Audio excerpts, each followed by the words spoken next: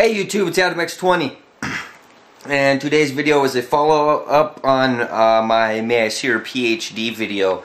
I did get a comment from Rubert33, I guess his handle is Rubert33, regarding the machine, and he said it was fake. Now, I have never denied that it could be fake. You know, I wasn't trying to say that it's a real video. What I'm trying to say is that people are saying that it violates the law of thermodynamics. I got a point of contention here. Hold on. Because I dropped the bombshell, and it's simple math.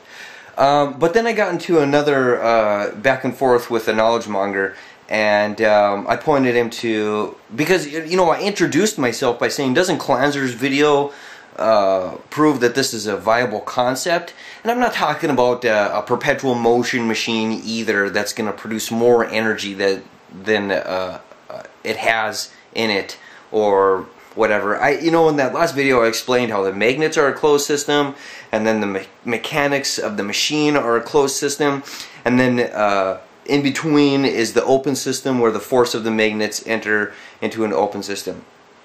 But in regards to CLaNZeR's video, knowledgemonger wanted to point out that CLaNZeR was pushing down on the magnet, adding force, and I wanted to get to the bottom of that, because I think that system could actually be automated with springs and the little contraption that he has.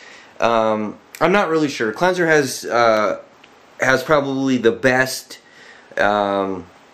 honest to goodness attempt at doing it. There's other videos where you see other people doing this V-gate concept, and you know, they're lifting the magnet really high and then pushing down on it. But I have to point out, this doesn't actually add energy. I mean, the human is resisting it. But, man, I wish I had magnets right now. But when I was young and I was playing with magnets, you know, magnets, the force of the magnet, the electromagnetic field is it's kind of springy. So if you accelerate the magnet into another magnet with like poles, the other magnet, the stationary magnet, is going to resist, but it's not going to resist instantaneously. The magnetic field is springy, so it's going to bend and break until you know, you might be able to clack them together because you're moving it so fast. You might be able to accelerate it so fast that the magnetic field doesn't take effect right away. Now, I wish I had magnets to show this, because I know I can do it. I know I can do it. And you can do it too. All you have to do is put some magnets on a table and slide one magnet up really close, and then what's going to happen is you know, you might be able to clack them together even, but the stationary magnet will eventually be repelled by the like force or the like pole of the magnetic radiation. It's springy. We know it's springy. We see it's springy every day.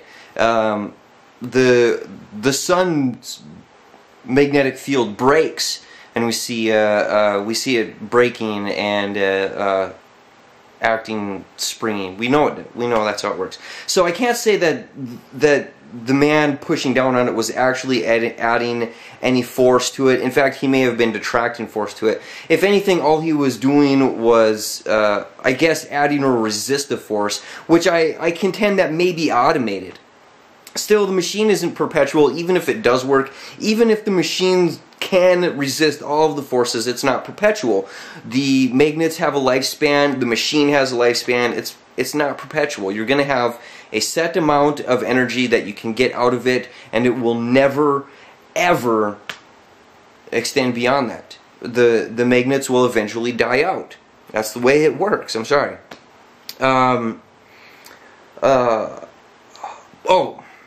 But here's the bombshell I dropped, and this is just scientific fact. It's simple math. Force equals mass times acceleration, and this is what people need to realize. Now, I understand Japanese has the super motor, the sumo motor, they're calling it, which is a hybrid of a magnet motor and an electric motor. I'd like to see more of it.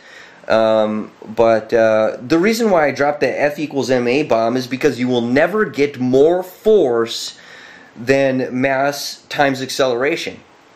Now the acceleration is going to be the total electromagnetic force from the magnets repelling each other, less the fractional resistive mass of the wheel. And then the mass is going to be the fractional mass of the wheel. And that's going to be all the force you're going to get out of it. Forever and ever and ever? No, because eventually the magnets are going to die out. In fact, eventually you'll get less and less and less force. So this is no way going to be a 2-to-1 ratio, 1.5-to-1 ratio. It's not even going to be a 1-to-1 ratio of energy transfer. It's not, because first of all, the acceleration force is decreased by the resistive fractional mass of the wheel. It's decreased almost instantaneously. And then the mass of the fractional mass of the wheel only provides so much to the force. It's not going to be very much at all. So magnet motors, they're cool. The concept is cool. I think the best we're going to ever see out of a magnet motor is like one of those little toys with the dolphin on it. Those little gyro toys that has the magnet on the bottom and 2 AA batteries, and produces a magnet field, so you flip the ball and then the dolphin goes flying around inside, or the airplane, whatever it is, inside the little gyro goes flying around, and then the electromagnetic field helps to keep that in motion for a set amount of time, because even those they have a certain amount of energy that will eventually run out. They're cool, and you know, there's something to talk about, and that device itself might not actually work. If you put a couple batteries in it and power the magnets, you might get something like that to set on your desk and work. But I still actually wonder. I've been looking at CLaNZeR's videos, but he hasn't done any updates since, excuse me, I think it was January 31st of 2011. So it's been over a year since he's done an update with the V-Gate.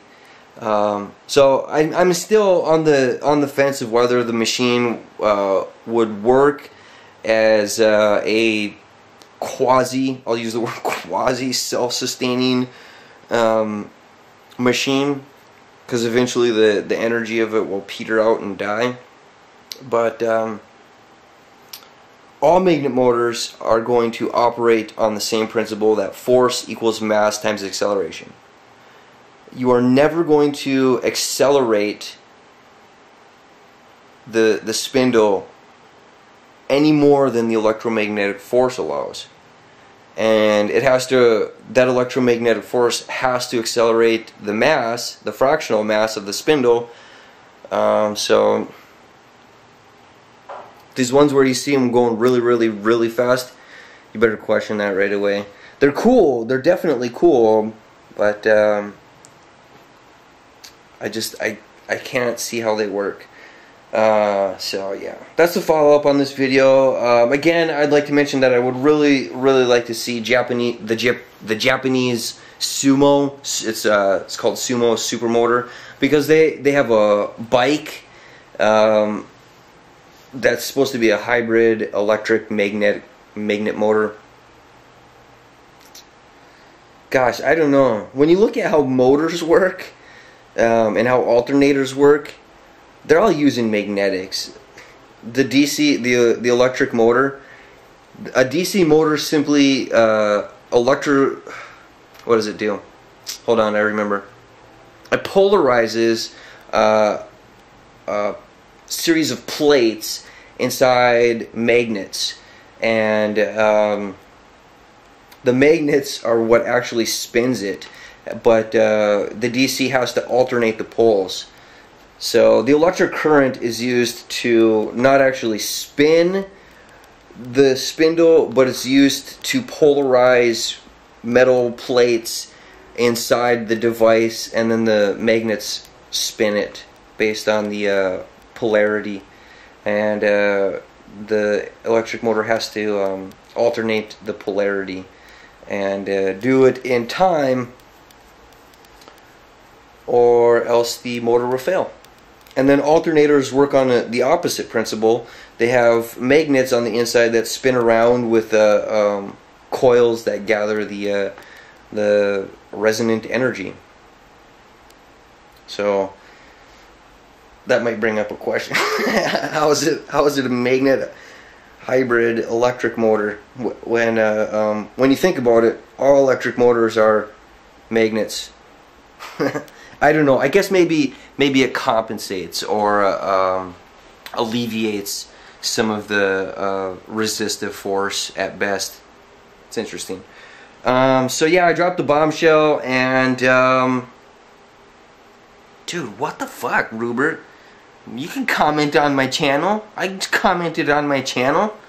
Comment on my channel. Damn it! I want to see your detailed explanation of how you used a jet of air to propel your gizmo, dude. It's unfair. Anyways, I will see you tomorrow. Bye, YouTube.